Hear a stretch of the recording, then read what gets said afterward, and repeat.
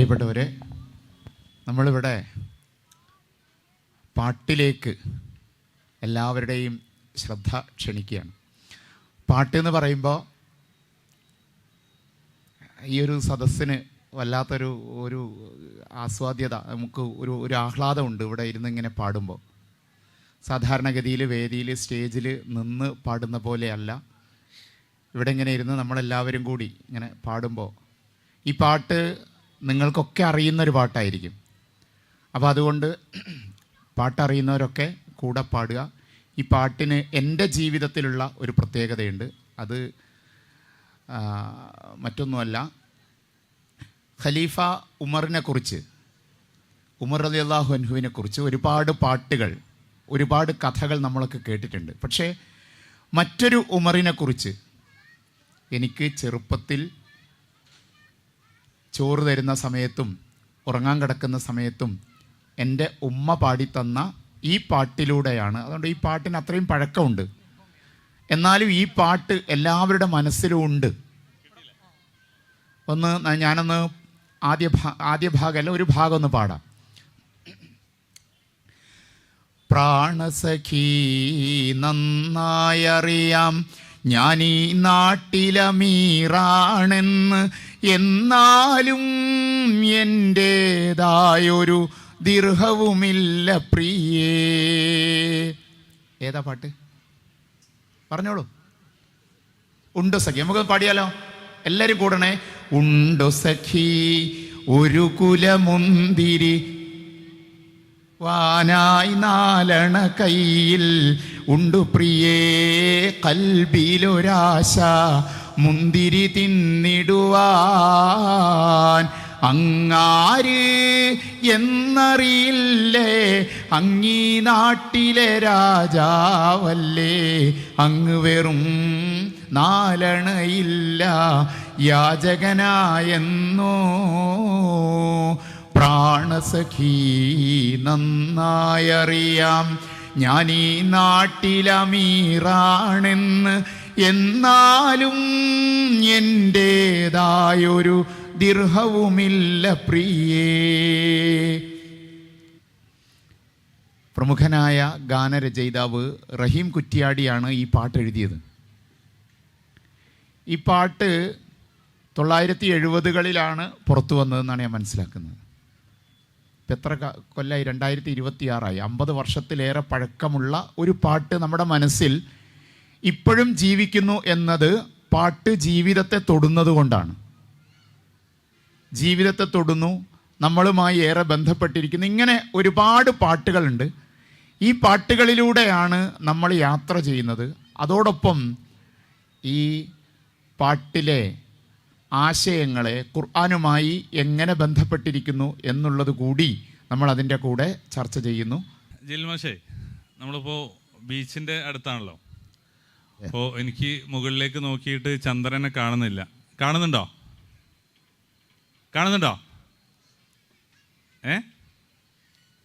Okay.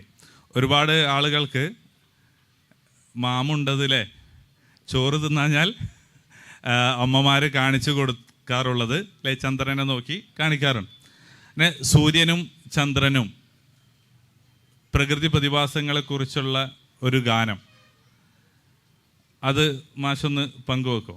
ഈ ഗാനം എഴുതിയത് ജമീൽ അഹമ്മദ് എന്ന് പറയുന്ന മലപ്പുറം കോളേജിലെ മലയാള വിഭാഗം അധ്യാപകനാണ്. നോക്കാം നമുക്ക്. സൂര്യനും ചന്ദ്രനും മുമ്പേ ഉണ്ട് അല്ലാഹുവിൻ്റെ പ്രകാശം,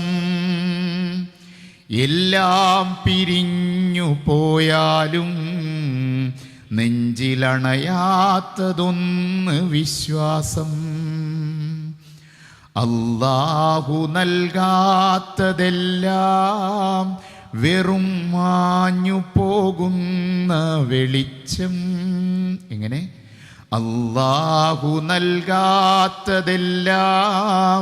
വെറും മാഞ്ഞു പോകുന്ന വെളിച്ചം. അവനെ അറിയാത്തവന് കെട്ടുപോകുന്നു ജീവിതം തുച്ഛം. നമ്മൾ കൊളുത്തും വെളിച്ചം ചെറുകാറ്റാലിരുട്ടിൽ മരിക്കും. ശരിയല്ലേ? നമ്മൾ കൊളുത്തും വെളിച്ചം ചെറുകാറ്റാലിരുട്ടിൽ മരിക്കും. കൂരിരുട്ടിൽ കൈപിടിക്കാൻ നിന്റെ കൂട്ടിനായി അല്ലാഹുവെത്തും.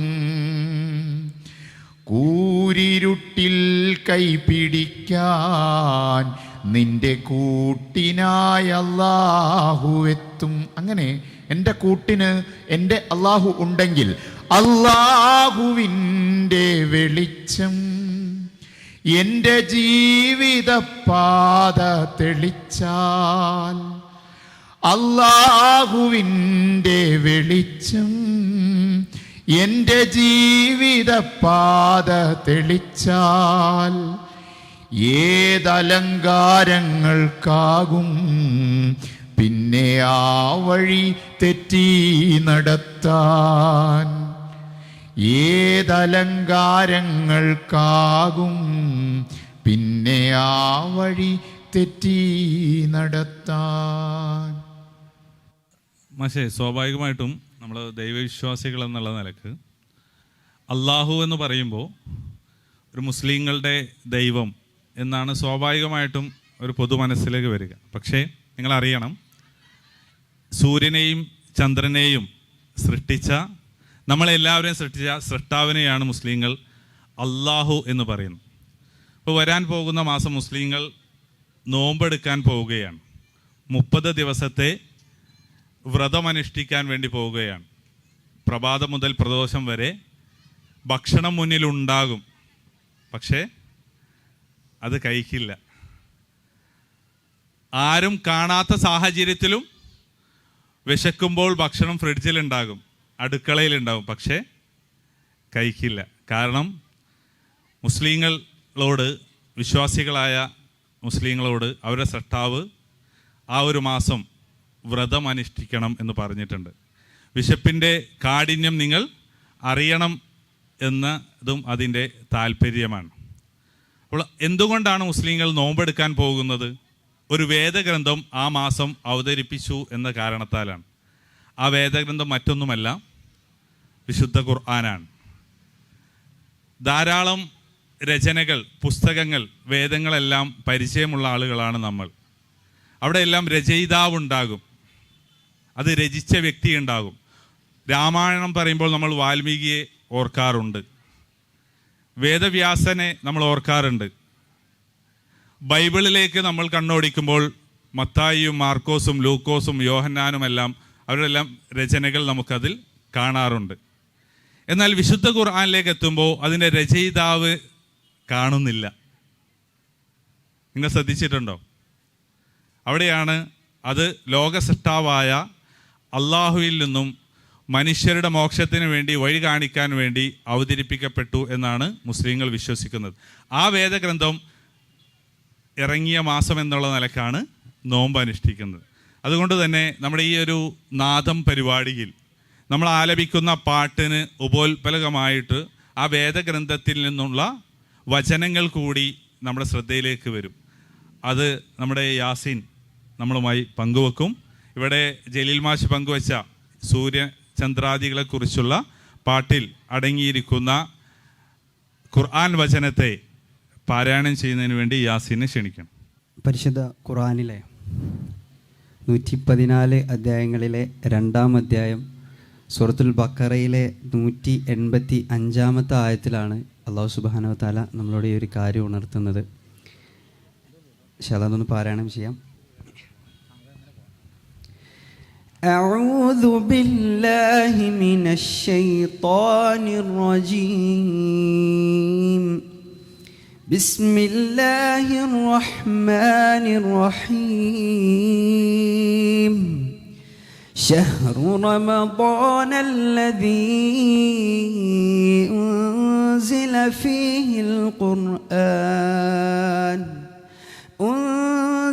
فيه القرآن هدى للناس للناس وبينات من الهدى والفرقان فمن شهد منكم الشهر فليصم ومن كان مريضا أو على سفر فعدة من أيام أخر يريد الله بكم اليسر ولا يريد بكم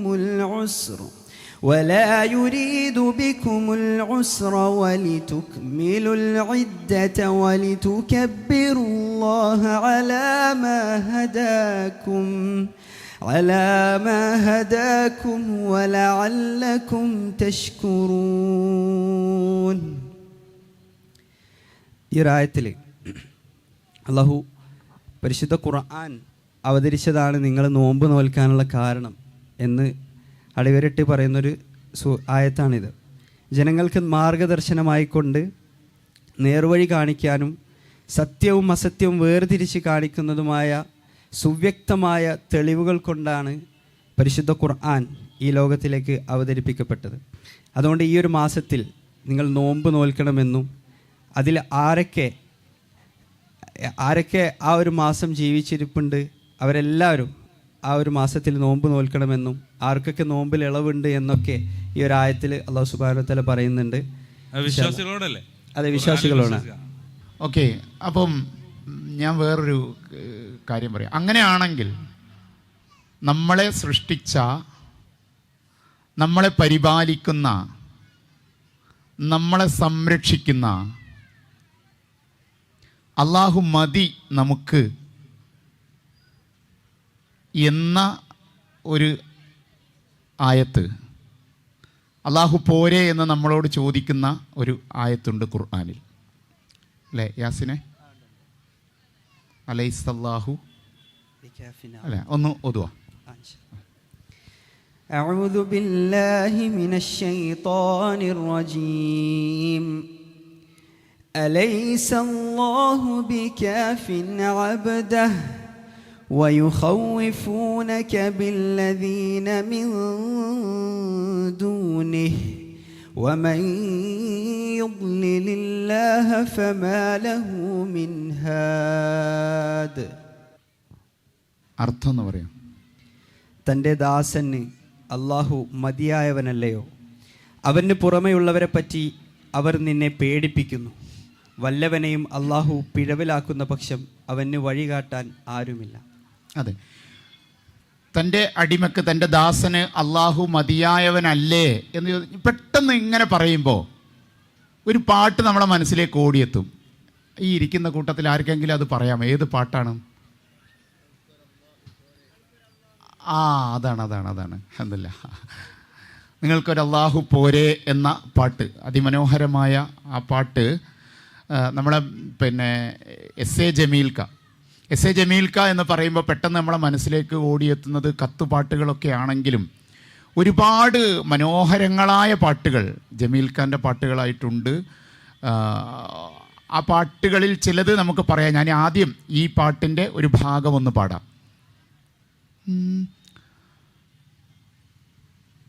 നാവൂർ, അജ്മീർ, ഗുരുവായൂർ, ശബരിമല യാത്രയും ഒന്നല്ലേ, നാനാവിധ ദർഗാ പൂജകൾ ജാറം മൂടലുമിന്നില്ലേ. നാവൂർ, അജ്മീർ, ശബരിമല, ഗുരുവായൂർ യാത്രയും ഒന്നല്ലേ, നാനാവിധ ദർഗാ പൂജകൾ ജാറം മൂടലുമിന്നില്ലേ. ഷെയ്ഖ് മുരീദും തങ്ങൾ ത്വരീക്കത്തും അല്ല മുസ്ലിം ശരീഅത്ത്, ശൈത്താനെ വിട്ട് റബ്ബിൻ്റെ നേർക്ക് ചെന്നാൽ കിട്ടും ഹിദായത്ത്. നല്ലോണം ശ്രദ്ധിക്കണേ. ഷെയ്ഖ് മുരീദും തങ്ങൾ ത്വരീക്കത്തും അല്ല മുസ്ലിം ശരീഅത്ത്, ശൈത്താനെ വിട്ട് റബ്ബിൻ്റെ നേർക്ക് ചെന്നാൽ കിട്ടും ഹിദായത്ത്. നിങ്ങൾക്കൊരല്ലാഹു പോരേ, നിങ്ങൾക്കൊരല്ലാഹു പോരേ, നിങ്ങൾക്കൊരല്ലാഹു പോരേ.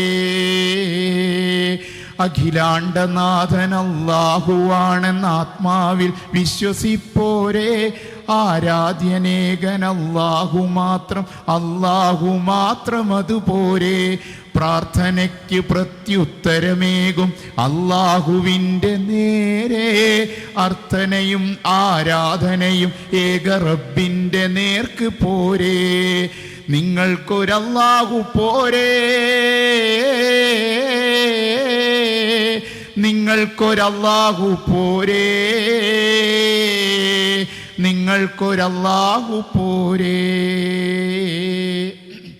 നോക്കൂ, ഈ പാട്ട്, ഇതുപോലെ ഒരുപാട് പാട്ടുകൾ, ഈ പാട്ടുകൾ ചിലപ്പോൾ പെട്ടെന്ന് നമ്മൾ അങ്ങനെ പിന്നെ ഒരു സംഗീതത്തിൻ്റെ അകമ്പടിയോടുകൂടിയൊക്കെ കേൾക്കുമ്പോൾ ഇങ്ങനെ നമ്മൾ ചിന്തിച്ചിട്ടുണ്ടാവില്ല. വേറെയും ഒരുപാട് പാട്ടുകൾ. ഈ ദുനിയാവെന്ന മസ്ജിദിലിന്നിതാ ഈദ് നമസ്കാരം തുടങ്ങി. ഈ ലോകമാകെയുള്ള സൃഷ്ടിജാലമൊന്നടങ്കം ഏക ഇലാഹിനെ വണങ്ങി. നോക്കണേ, പ്രപഞ്ച പള്ളിയിൻ മുറ്റമാം ഭൂമിയിൽ, പ്രപഞ്ച പള്ളിയാം മുറ്റമാം ഭൂമിയിൽ പ്രഭാത പൊൻവെയിൽ പായ് വിരിച്ചു.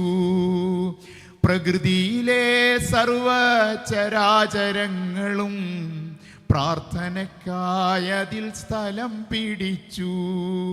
പുലർകാല പറവകൾ പല പല ജാഥയായി വന്ന് ദിക്റും സ്വലാത്തും ചൊല്ലി നടന്നു.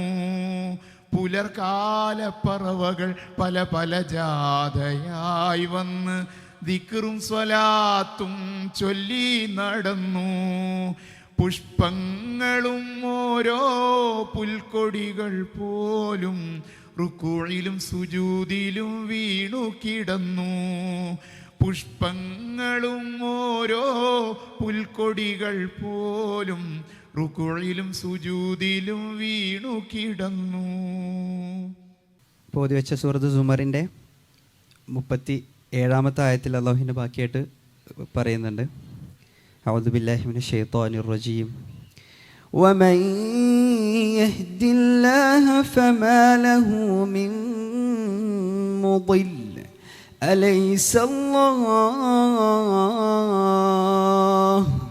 അലൈസല്ലാഹു ബിഗസീസിൻ ദുൻതിഖാം. ഈ ഒരു വചനം കേട്ടപ്പോൾ പെട്ടെന്ന്, നേരത്തെ ഈ പാട്ട് കേട്ടപ്പോൾ ഒരു മനസ്സിലേക്ക് വന്നൊരു കാര്യം, ചൂഷണങ്ങൾ നിലനിൽക്കുന്നതുകൊണ്ട് തന്നെ പൊതുവായി പ്രശസ്തരായ പല ആളുകളുടെയും സംഭാഷണത്തിൽ, ഇൻ്റർവ്യൂവിലൊക്കെ ഞാൻ ഒരു വിശ്വാസിയാവാൻ ആഗ്രഹിക്കുന്നില്ല, ഞാനൊരു മതവിശ്വാസിയല്ല എന്നൊക്കെ പറയാൻ വേണ്ടി, ഇപ്പോൾ ഉദാഹരണം പറയുകയാണെങ്കിൽ സലീം കുമാർ, അതേപോലെ നമ്മളിൽ നിന്നും ഇവിടെ പറഞ്ഞ ശ്രീനിവാസൻ,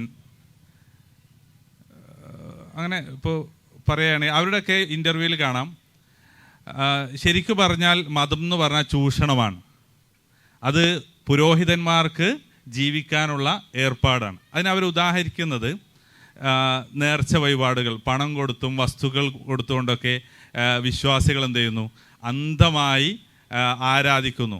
ഇതൊക്കെ ദൈവത്തിന് ആവശ്യമുണ്ടോ? യഥാർത്ഥത്തിൽ അതിൻ്റെയൊക്കെ ഉടമസ്ഥർ അത് ഉപയോഗിക്കുന്നതും അതിൻ്റെ പ്രയോജനമുള്ളതൊക്കെ ശരിക്കും പറഞ്ഞാൽ പുരോഹിതന്മാരല്ലേ, അതുകൊണ്ട് തന്നെ മതങ്ങളെല്ലാം കണക്കന്നെയാണ് എന്നൊക്കെ പറയുന്ന ഇൻ്റർവ്യൂ ഉണ്ട്.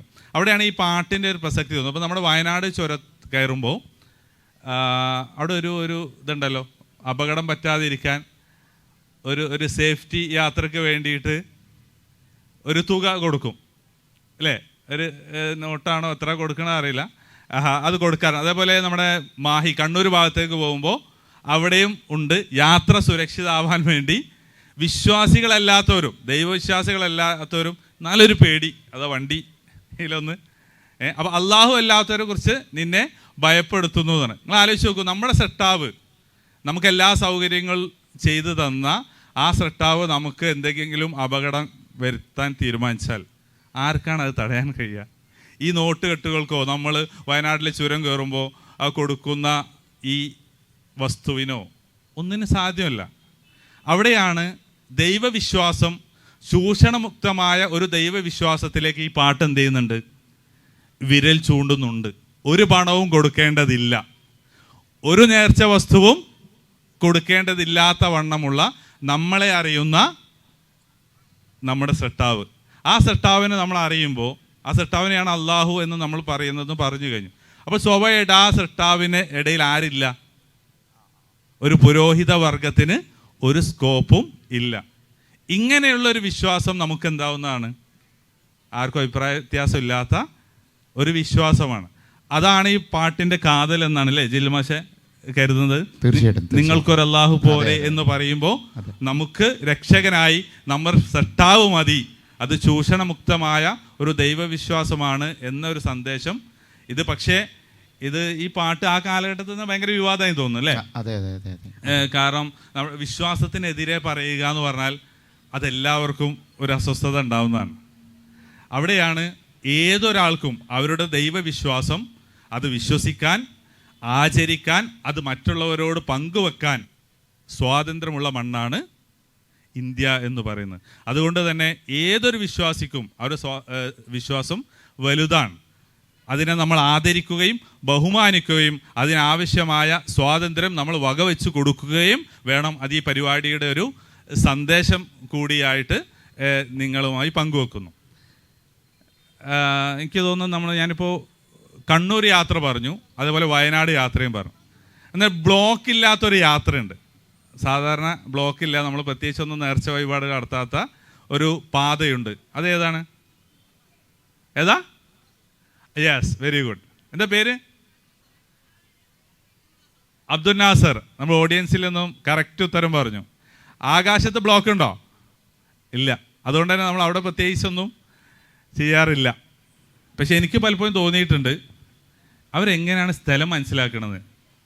കാരണം വിമാനത്തിന് പുറത്തേക്ക് നോക്കിയാൽ മേഘമാണ്, എല്ലാ ഭാഗത്തും നോക്കി ഒരേ കാഴ്ചയാണ്. അപ്പോൾ സ്ഥലം എങ്ങനെയാണ് ഈ നമ്മുടെ പൈലറ്റ് വളയ്ക്കുന്നത്, എവിടെ എത്തി, എങ്ങനെയാണ് ഒരു മെസ്സേജ് കൊടുക്കുന്നത്, ഇപ്പോഴും അതിനെക്കുറിച്ച് അറിയാത്തതുകൊണ്ടാണ്. അപ്പോൾ പ്രവാസികളുമായി ബന്ധപ്പെട്ട് ഏറ്റവും അടുത്ത് നിൽക്കുന്ന ഒരു വിമാനം, ആകാശം, അതിനെക്കുറിച്ച് നല്ലൊരു പാട്ട് മാഷെടുത്തുണ്ട്. ഞാൻ മാഷായി ജിദ്ദയിലും റിയാദിലൊക്കെ ഒരുമിച്ച് നമ്മൾ ഉണ്ടായിരുന്നു. മാഷ ആ പാട്ടൊന്ന് പങ്കുവെക്കോ? തീർച്ചയായിട്ടും. ഈ പാട്ട് എഴുതിയിരിക്കുന്നത് UK ഇബ്രാഹിം മൗലവി, അബൂ സഹ്ല എന്നാണ് അദ്ദേഹത്തിൻ്റെ തൂലികാനാമം. അദ്ദേഹം എഴുതിയൊരു പാട്ടാണ്. ഈ പാട്ട് ഇറങ്ങിയിട്ടൊക്കെ കുറേ കാലമായി. പക്ഷേ നമ്മൾ പലപ്പോഴും ഈ പാട്ടിൻ്റെ വരികളിലേക്ക് ആഴത്തിൽ ഇറങ്ങിയിട്ടുണ്ടോ എന്ന് സംശയമാണ്. ഞാനൊന്ന് പാടുമ്പോൾ എൻ്റെ കൂടെ എൻ്റെ ശബ്ദം എന്നതിനേക്കാളേറെ ആ വരികളിലേക്കാണ് നിങ്ങളുടെ ശ്രദ്ധ ഉണ്ടാകേണ്ടത് എന്ന് സ്നേഹപൂർവ്വം ഓർമ്മിപ്പിക്കുന്നു.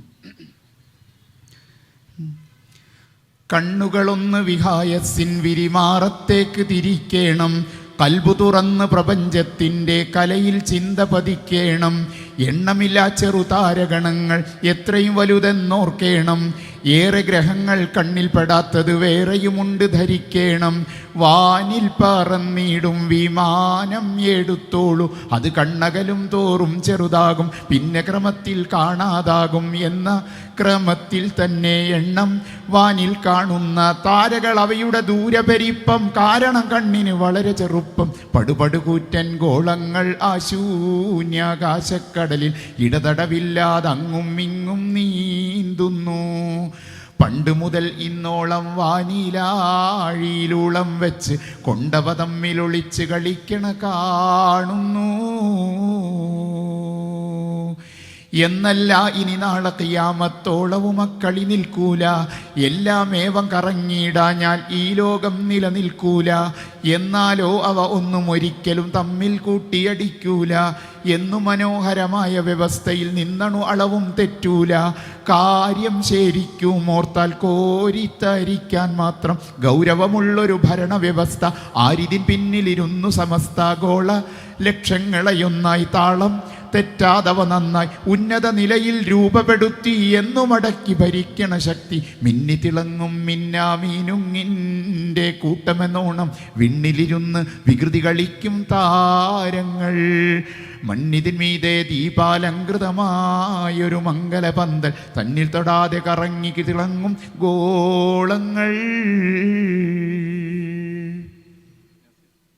ഈ ഒരു പാട്ട് ഇത് കേൾക്കുന്ന സമയത്ത് നമ്മൾ മനസ്സിലേക്ക് കടന്നു വരേണ്ട പരിശുദ്ധ ഖുർആനിലെ പ്രസിദ്ധമായ ഒരു ഭാഗം സൂറത്ത് ആലി ഇമ്രാനിൻ്റെ 190 മുതലുള്ള വചനങ്ങൾ ഏറെ പ്രസക്തമാണ്.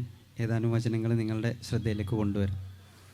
أعوذ بالله من الشيطان الرجيم إن في خلق السماوات والأرض واختلاف الليل والنهار لآيات لأولي الألباب الذين يذكرون الله قياما وقعودا وعلى جنوبهم ويتفكرون في خلق السماوات والأرض ربنا ما خلقت هذا باطلا سبحانك فقنا عذاب النار. അല്ലാഹു ഇതിൽ പറയുന്നത് ഇങ്ങനെയാണ്: തീർച്ചയായും ആകാശങ്ങളുടെയും ഭൂമിയുടെയും സൃഷ്ടിയിലും രാപ്പകലുകൾ മാറി മാറി വരുന്നതിലും സൽബുദ്ധിയുള്ളവർക്ക് പല ദൃഷ്ടാന്തങ്ങളുമുണ്ട്. നിന്നുകൊണ്ടും ഇരുന്നുകൊണ്ടും കിടന്നുകൊണ്ടും അള്ളാഹുവെ ഓർമ്മിക്കുകയും ആകാശങ്ങളുടെയും ഭൂമിയുടെയും സൃഷ്ടിയെപ്പറ്റി ചിന്തിച്ചു കൊണ്ടിരിക്കുകയും ചെയ്യുന്നവരത്രേ അവർ പറയും, ഞങ്ങളുടെ രക്ഷിതാവേ, നീ നിരർത്ഥകമായ സൃഷ്ടിച്ചതല്ല ഇത്, നീ എത്രയോ പരിശുദ്ധൻ, അതിനാൽ നരകശിക്ഷയിൽ നിന്ന് നീ ഞങ്ങളെ കാത്തു രക്ഷിക്കണമേ. നമുക്ക് ജീവിതം നൽകിയതോടൊപ്പം തന്നെ നമ്മളുടെ കൂട്ടത്തിൽ ശാസ്ത്രജ്ഞരുണ്ട്, ഭൗതികവാദികളുണ്ട്, നിരീശ്വരവാദികളുണ്ട്, ദൈവവിശ്വാസികളുണ്ട്. മനുഷ്യർക്കിടയിൽ ധാരാളം വ്യത്യസ്തമായ അഭിപ്രായങ്ങളുണ്ട്. ഒരേ കാര്യത്തിൽ തന്നെ രണ്ടഭിപ്രായം ഉള്ളവരാണ്. അങ്ങനെ ഒരു പ്രയോഗം തന്നെയുണ്ട്, സ്വന്തം അമ്മയെ തല്ലിയാൽ പോലും രണ്ടഭിപ്രായമുണ്ട് എന്നാണ്. എന്നാൽ ആർക്കും അഭിപ്രായ വ്യത്യാസമില്ലാത്ത ഒരു കാര്യമാണ് നമ്മുടെ മരണം. അതിനെക്കുറിച്ച് നമ്മൾ ആരും തരില്ല, തർക്കിക്കാറില്ല. പക്ഷേ മരണത്തിന് ശേഷം എന്ത് എന്ന ചോദ്യത്തിന് വ്യത്യസ്തമായ ഉത്തരങ്ങൾ ആണ് നമ്മുടെ മുമ്പിലേക്ക് വരാറുള്ളത്. മരണത്തെക്കുറിച്ച് ധാരാളം പാട്ടുകൾ മലയാളക്കരയിൽ രചിക്കപ്പെട്ടിട്ടുണ്ട്. ആ വിഷയത്തിൽ ഒരു പാട്ട് ആലപിക്കാൻ പറ്റുമോ മാഷെ? തീർച്ചയായിട്ടും. മരണത്തെക്കുറിച്ച് ഒരുപാട് പാട്ടുകൾ വന്നിട്ടുണ്ട്. ഞാനൊരു പാട്ടിൻ്റെ ഒരു ഭാഗം പാടാം. ഇതാരാണ് എഴുതിയെന്ന് സദസ്സിന് പറയാൻ പറ്റുമോ എന്ന് നോക്കുക, അല്ലേ? അങ്ങനല്ലേ? സമ്മാനം ഉണ്ടോ? സമ്മാനം നോക്കാം. ഇരുൾ മൂടി നിൽക്കും ഖബറിടത്തിനുള്ളിൽ ഇണതുണയില്ലാതെ കഴിയും നാമന്നാളിൽ. ഇരുൾ മൂടി നിൽക്കും ഖബറിടത്തിനുള്ളിൽ ഇണതുണയില്ലാതെ കഴിയും നാമന്നാളിൽ. നമ്മൾ കിടന്നിടണം വെറും ചളിമണ്ണതിൽ. നമ്മൾ കിടന്നിടണം വെറും ചളിമണ്ണതിൽ. ഒട്ടും ചിന്തിക്കാതെ നിൽക്കും നേരം നമ്മൾ മരിച്ചു പോയാൽ. ആരും തുണയില്ലാതായാൽ. ആരും തുണയില്ലാതായാൽ. കൂടെയുള്ളോരെല്ലാം മൂടു കല്ലു വച്ചു പിരിഞ്ഞു പോയാൽ. ആരും തുണയില്ലാതായാൽ.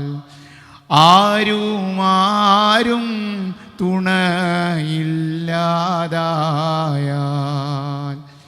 നിൻ നിന്റെ പൂമേനിയിൽ അന്ന് പുഴുവരിക്കും ചീത്ത പ്രവർത്തനങ്ങൾ ചേർന്നൊരാളായി മാറും രൂപം നിൻ മുന്നിലായി വന്ന് നിവർന്ന് നിൽക്കും നാറും കോലം കണ്ട് നീറും ഹൃദയം നൊന്ത് വിങ്ങിപ്പോയാൽ ആരും തുണയില്ലാതായാൽ കൂടെയുള്ളോരെല്ലാം മൂടുകല്ലു വച്ചു പിരിഞ്ഞു പോയാൽ ആരും തുണയില്ലാതായാൽ ആരും തുണയില്ലാതായാൽ.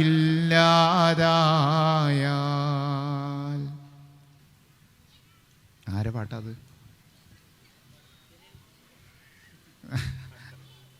ഈ പാട്ടിന്റെ രചയിതാവ് ആരാണെന്നാണ് അല്ലേ മാഷേ? അതെ. ഓഡിയൻസ് പറഞ്ഞോ? പരപ്പനങ്ങാടി സ്വദേശിയായിട്ടുള്ള ആ സാധു ഈ ഞാനാണ്. അതെ അതെ അതെ. അപ്പോൾ ഇത് ഇങ്ങനെ പറയാനൊരു കാരണമുണ്ട്. ഞാൻ ഒരിക്കൽ ട്രെയിനിൽ യാത്ര ചെയ്യുന്ന സമയത്ത് പലപ്പോഴും ഈ പാട്ട് 2003 അല്ലേ, ആ സമയത്താണ് 4 എങ്ങാണ്ടാണ് ഈ പാട്ട് പിന്നെ പ്രസിദ്ധപ്പെടുത്തുന്നത്. MSM ആണ് ഈ പാട്ട് പ്രസിദ്ധപ്പെടുത്തിയത്. അങ്ങനെ ഈ പാട്ട് വന്ന് പല ആളുകളുടെയും അന്നത്തെ റിംഗ് ടോണായിട്ട് ഞാൻ ഈ പാട്ട് കേട്ടിട്ടുണ്ട്. ഒരു ദിവസം ട്രെയിനിൽ യാത്ര ചെയ്യുമ്പോൾ കോഴിക്കോട് നിന്ന് പരപ്പനങ്ങാടിയിലേക്ക് കയറി യാത്ര ചെയ്യുന്ന സമയത്ത് ഒരാൾ എൻ്റെ അടുത്ത് വന്നിരുന്നു. നിങ്ങൾ കാഴ്ചയില്ലാത്ത ആളല്ലേ?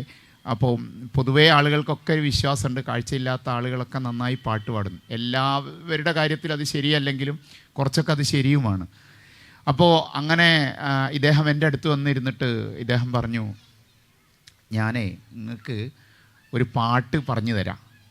ആ പാട്ട് നിങ്ങൾ പിന്നെ പഠിക്കണം. എന്നിട്ട് നിങ്ങളത് പാടിക്കഴിഞ്ഞാൽ അത് എല്ലായിടത്തും പിന്നെ എല്ലാവർക്കും വളരെയധികം ഇഷ്ടപ്പെടും, എല്ലാവർക്കും അതിൻ്റെ സന്ദേശവും കിട്ടും. അതുകൊണ്ട് നിങ്ങൾ ആ പാട്ട് പഠിക്കണം എന്ന് പറഞ്ഞ് അദ്ദേഹത്തിൻ്റെ മൊബൈലിൽ നിന്ന് എനിക്ക് കേൾപ്പിച്ച പാട്ട് ഈ പാട്ടായിരുന്നു.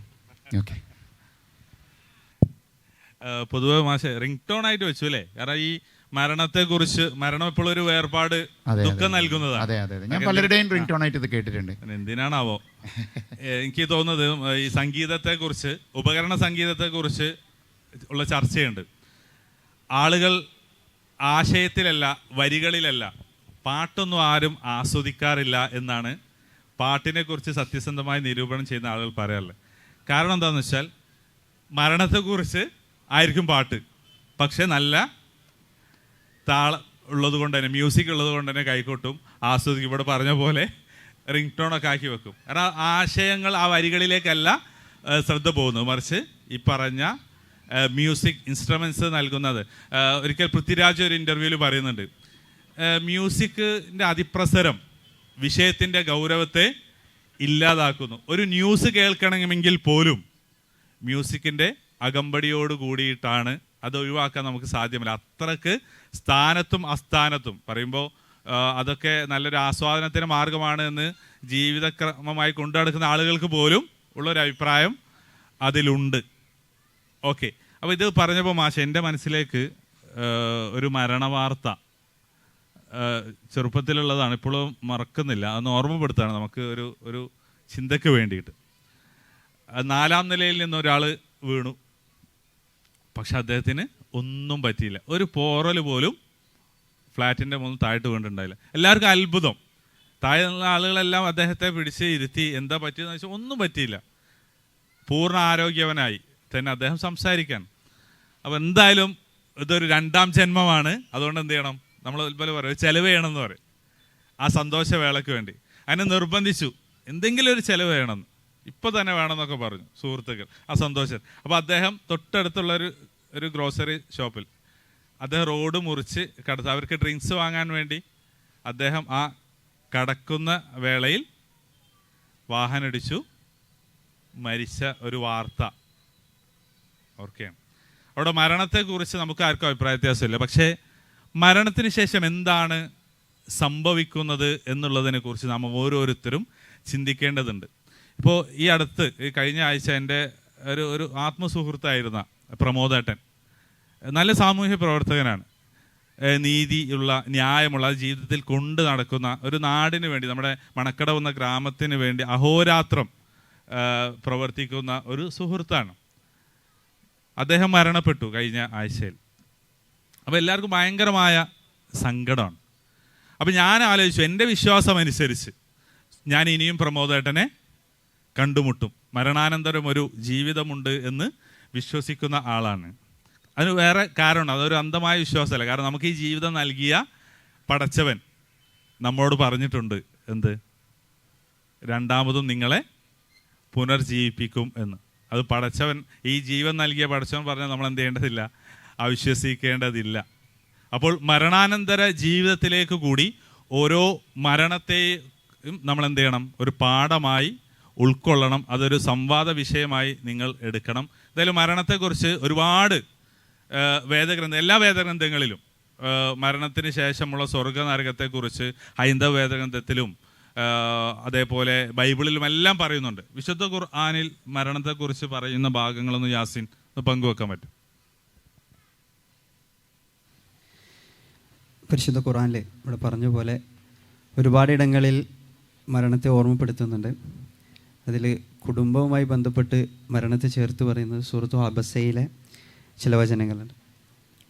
അഊദു ബില്ലാഹി മിനശ് ശൈത്വാനിർ റജീം യൗമ യഫിറുൽ മർഉ മിൻ അഖീഹി വ ഉമ്മിഹി വ അബീഹി വ സാഹിബതിഹി വ ബനീഹി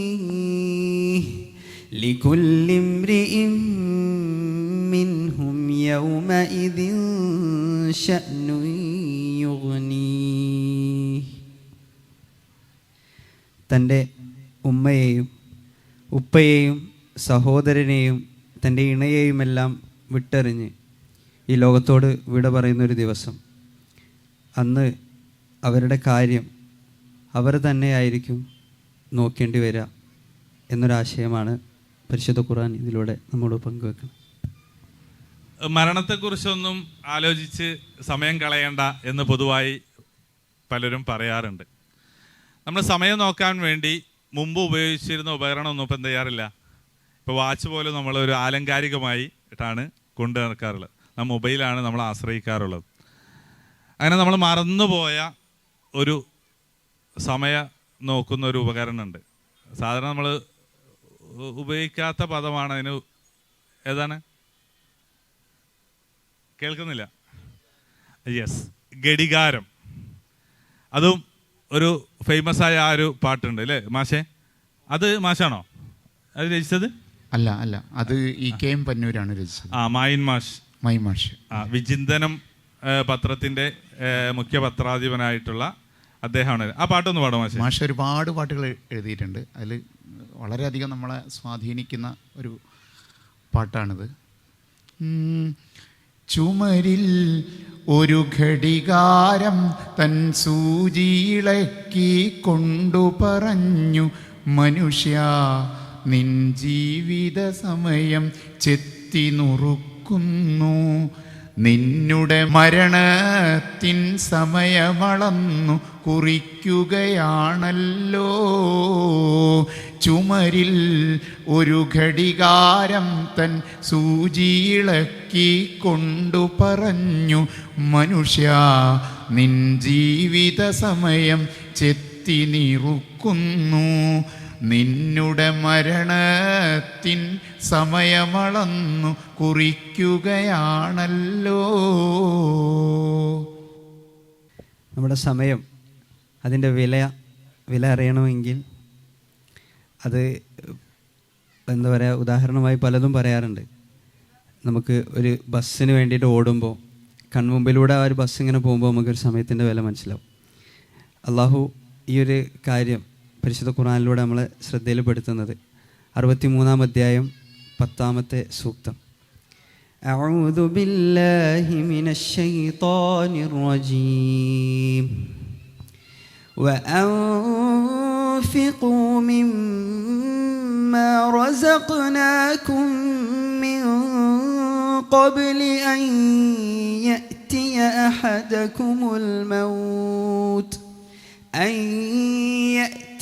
أحدكم الموت فيقول رب لولا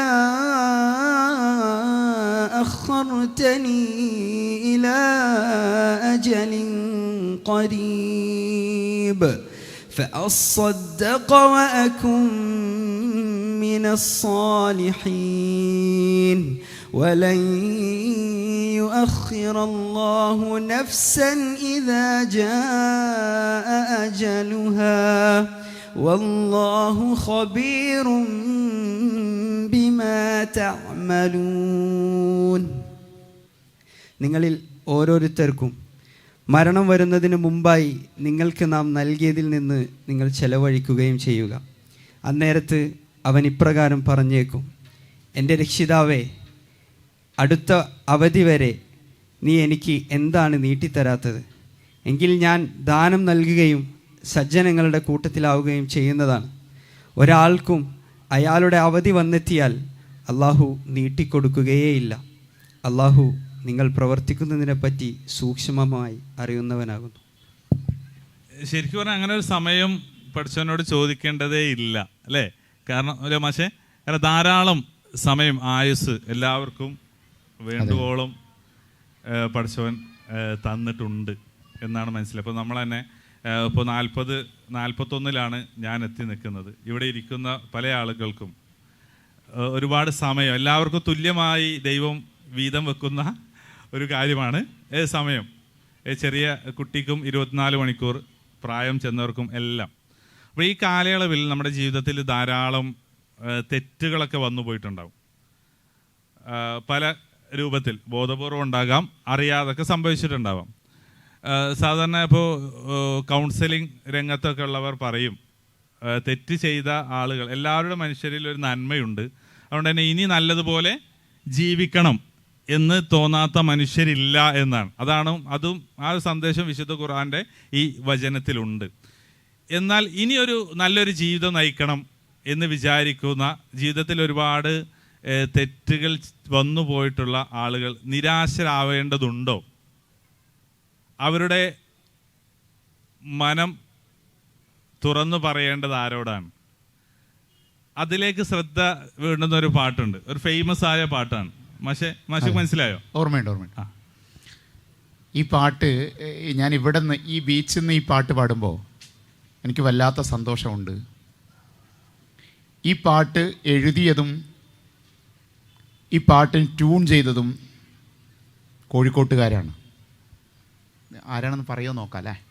പാട്ട് പാടുമ്പോൾ എല്ലാവരുടെ മനസ്സിലും 90കളിൽ വന്ന ഒരു പാട്ടാണിത്. പക്ഷേ നമ്മളെല്ലാവരുടെ മനസ്സിലും ഇപ്പോഴും ഒരുവിധം ചെറിയ കുട്ടികളുടെയൊക്കെ മനസ്സിൽ ഇപ്പോഴും നിലനിൽക്കുന്ന ഒരു പാട്ടാണ്. അങ്ങനെ ഒരുപാട് പാട്ടുകളുണ്ട്. ആ പാട്ടിൽ ഒരു പാട്ടാണിത്. ഞാനിങ്ങനെ പാടിത്തുടങ്ങിയാൽ ചിലപ്പോൾ നിങ്ങൾ എൻ്റെ കൂടെ പാടും. ഒരു ഭാഗം മാത്രം പാടാം. ആദ്യം പാട്ട് ഏതാണെന്ന് പറയുക, അതിനുശേഷം നമുക്ക് ഒരുമിച്ച് പാട്ട് പാടാം. കോഴിക്കോട്ടുകാരായ ഈ പാട്ടൊരുക്കിയ 2 മഹത് വ്യക്തിത്വങ്ങൾ ആരൊക്കെയാണെന്ന് നമുക്കതിന് ശേഷം പറയാം. നേരെന്തെന്നറിയാതെ പിഴച്ചു ഞാൻ നടന്നേ. ഏതാ പാട്ട്? കരയാൻ. നമുക്ക് എല്ലാവർക്കും കൂടെ ഒരുമിച്ച് പാടിയല്ലോ. എല്ലാവരും പാടണേ, കേൾക്കുന്നവരും കേട്ടിരിക്കുന്നവരും നിൽക്കുന്നവരും ഒക്കെ എല്ലാവരും പാടുക. എല്ലാവരും നിങ്ങളെ കൂടെ ഒരു പാട്ട് പാടുക എന്നുള്ളത് എൻ്റെ ഒരു ആഗ്രഹമാണെന്ന് കരുതിക്കോളൂ. എല്ലാവരുടെയും കൂടെ ഒരു പാട്ട് പാടാം. നമുക്ക് എല്ലാവർക്കും കൂടി ഒരു പാട്ട് പാടാം. ഈ ദിവസം അങ്ങനെ ഒരു സന്തോഷത്തിനുള്ളൊരു നിമിഷം കൂടി ഉണ്ടാവട്ടെ. കരയാനും പറയാനും മനം തുറന്നിരക്കാനും നീയല്ലാതാരുമില്ല കോനേ. എൻ്റെ കരളിൻ്റെ ഉരുക്കങ്ങളറിഞ്ഞു നീ അനുഗ്രഹം ചൊരിയണമെൻ്റെ തമ്പുരാനേ. കരയാനും പറയാനും മനം തുറന്നിരക്കാനും നീയല്ലാതാരുമില്ല കോനേ. എൻ്റെ കരളിൻ്റെ ഉരുക്കങ്ങളറിഞ്ഞു നീ അനുഗ്രഹം ചൊരിയണമെൻ്റെ തമ്പുരാനേ.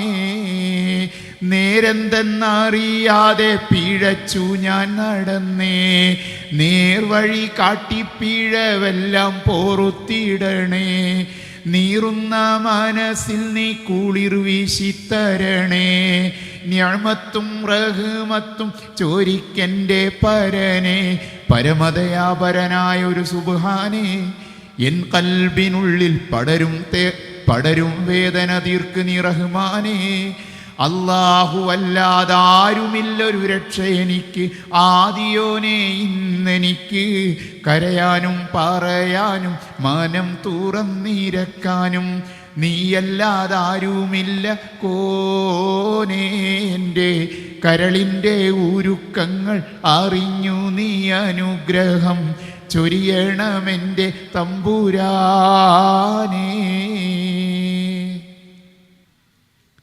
ആരാണ് പാട്ട് എഴുതിയത്? അതാണ് ആദ്യത്തെ ചോദ്യം. യെസ്, ബാപ്പുക്കയാണ്. ബാപ്പു വെള്ളിപ്പറമ്പ് എഴുതിയ പാട്ട്. ഉത്തരം പറഞ്ഞ ആളെ പേര് മുഹമ്മദ് കോയ. മുഹമ്മദ് കോയ. മുഹമ്മദ് കോയ സാഹിബ് പറഞ്ഞത് ശരിയാണ്. ബാപ്പുക്കയാണ് പാട്ട്. ഒരുപാട് പാട്ട്, 10,000 10,000 ഒന്നും അല്ല, ബാപ്പുക്ക ഒരു 10,000-25,000 പാട്ടുകളെങ്കിലും മാപ്പിളപ്പാട്ടുകൾ മാത്രമായിട്ട് എഴുതിയിട്ടുണ്ടാവും. അത്രയും പാട്ടുകൾ എഴുതിയ പിന്നെ ഒരു വ്യക്തിത്വമാണ് ബാപ്പു വെള്ളിപ്പറമ്പ്. ബാപ്പുക്കാൻ്റെ ഒരുപാട് പാട്ടുകൾ. ഇനി ഈ പാട്ട് ട്യൂൺ ചെയ്തതാരാ?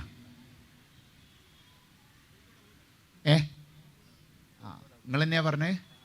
അതെ, പാട്ടിനോട് ലേശം ബന്ധമുള്ള ഒരാളാണെന്ന് മനസ്സിലായി. കോഴിക്കോട് അബൂബക്കർ, നമ്മളെ സ്വന്തം ഔക്കാക്കയാണ് ഈ പാട്ട് പിന്നെ ട്യൂൺ ചെയ്തത്. വളരെ സന്തോഷം. കോഴിക്കോട്ട് നിന്ന് പിറന്നിട്ടുള്ള ഒരുപാട് പാട്ടുകളുണ്ട്. ഇതേമാതിരി തന്നെ ഇതേ ആശയമുള്ള വേറൊരു പാട്ടും ഇതിനടുത്തായിട്ട് തന്നെ വന്നിട്ടുണ്ട്. ഓർമ്മ ഉണ്ടോ ആർക്കെങ്കിലും? ഇതേ ആശയം തന്നെ, പടച്ചോനോടുള്ള പ്രാർത്ഥന. ആരെങ്കിലും ഒന്ന് പറയാൻ? ആ മൗത്തും ഹയാത്തിനും ഉടമസ്ഥനെ അല്ലേ? പാടുക, 2 വരി പാടിത്തരുമോ? ഒരു പാട്ട് പാടാം. ആ പാട്ട് പാടാ വരെ. 2 വരി മതി. എവിടെ സ്വദേശം? കോഴിക്കോട് തന്നെയാണോ? അന്നശ്ശേരി. ഓക്കെ. മൗത്തും ഹയാത്തിനും ഉടമസ്ഥനെ, മനസ്സിൻ മുറാദുകൾ അറിയുന്നോനെ, നിത്യവും നിന്റെ മുന്നിൽ സുജൂദിൽ വീണേ, നീറും വ്യഥയെണ്ണി പറഞ്ഞിടുന്നേ. മൗത്തും ഹയാത്തിനും ഉടമസ്ഥനെ, മനസ്സിൻ മുറാദുകൾ അറിയുന്നോനെ.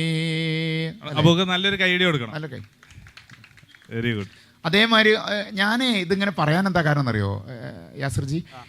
ഈ പാട്ടുകളൊക്കെ നമ്മളെ മനസ്സിൽ ഉണ്ട്. പക്ഷെ നേരത്തെ പറഞ്ഞതുപോലെ ഈ പാട്ടിൻ്റെയൊക്കെ ആഴത്തിലേക്ക് നമ്മൾ എത്രത്തോളം പോയിട്ടുണ്ട്.